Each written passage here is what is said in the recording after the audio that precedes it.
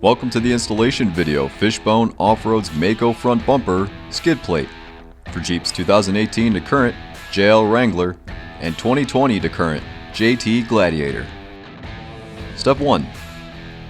Remove your existing front bumper and skid plate and install our Mako front bumper. Links to our instruction videos to help you are included in the description below. Step 2. Slide one of the included bolts with washers into one of the top 6 skid plate holes. Secure the plate into the equivalent Mako bumper hole with a second washer and nut to hold it in place while you work. Step 3. With your factory skid plate mounting bolts, secure the 2 plate brackets to the frame with a 16mm socket. Step 4. Continue to install the included hardware into the remaining 5 skid plate and Mako bumper holes. With a 5mm Allen key and a 13mm wrench, secure the skid plate to the bumper.